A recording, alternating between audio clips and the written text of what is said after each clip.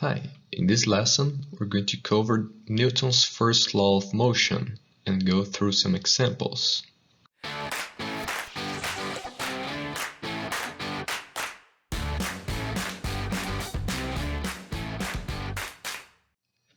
Well, Newton's first law of motion states that every object will remain at rest or in an uniform motion in a straight line unless compelled to change its state by the action of an external force.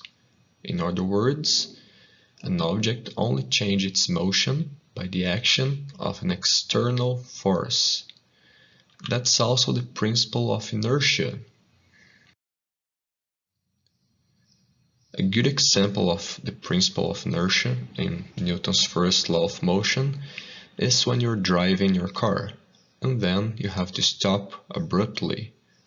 When you hit the brakes, if you're not wearing a seatbelt, you may fly over the windshield. Well, it happens because when you're moving inside your car, you're moving with it. And if you're not attached to it, and the car stops by the first Newton's law of motion, or the principle of inertia, your body tends to keep moving. If we're talking about motion and inertia, we have taken into consideration the frames of references. Imagine if you're standing by a road and see someone passing by in his motorcycle, like this guy here. For your frame of reference, everything is at rest and the only thing moving is the motorcycle. But if you take the motorcycle as your frame of reference, well, everything around you is moving except by you and the motorcycle.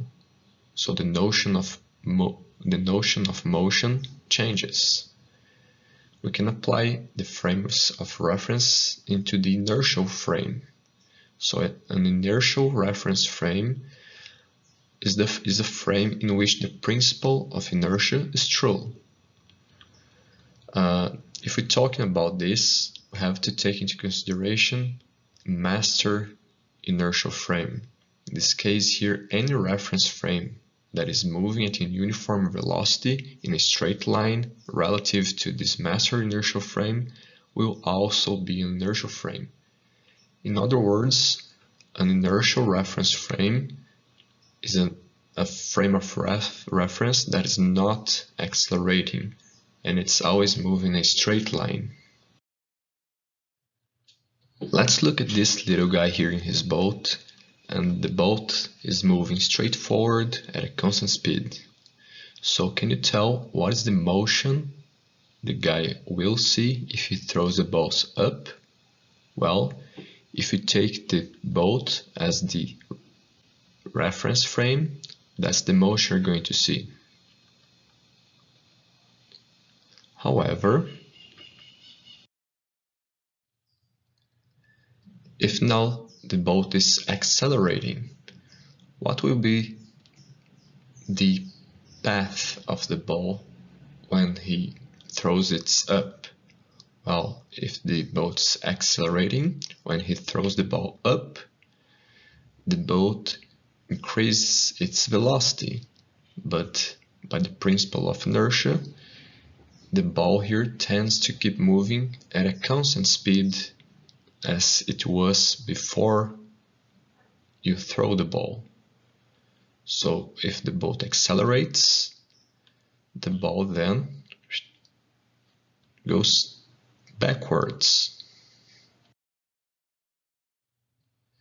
Now, if you take another reference frame, for example, of this guy here inland watching the same thing, the other guy in a boat moving at constant speed, and he throws the balls up with the boat moving, that's the motion you're going to see. You're going to see the ball going up, and also by the principle of inertia it's going forward because of the motion of the boat here. Let's see an example to make things clearer. So taking a frame attached to Earth as inertial, which of the following objects cannot have inertial frames attached to them, and which are inertial reference frames? Well, let's consider first a car moving at a constant velocity in a straight line, a car that is accelerating, an elevator in free fall, a space capsule orbiting Earth, and an elevator descending uniformly.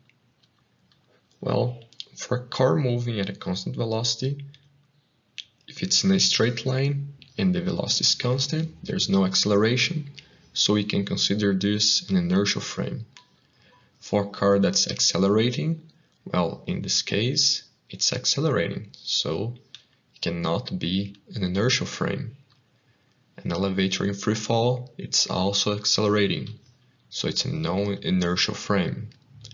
A space capsule orbiting Earth, it can be at constant speed, but if you think about it, it's changing its direction. It's going around Earth, so it's also a non-inertial frame. And an elevator descending uniformly, it's not accelerating, and it's a straight line, so it's an inertial frame. Okay, now it's your turn. So look at this footage here. There's a guy on a truck and he's kicking a ball. The ball is going over a bridge. So taking this into consideration, think what are the forces acting on the ball during its trajectory? Is this view from an inertial frame of reference? And what did the people on the bridge see when this guy kicks the ball up? So think about it and write your answers in the comment sections. Thank you. Now that you watched this video, you're one step closer to achieving your academic goals. Well done! There's always more to learn, so check out our other videos and don't forget to subscribe.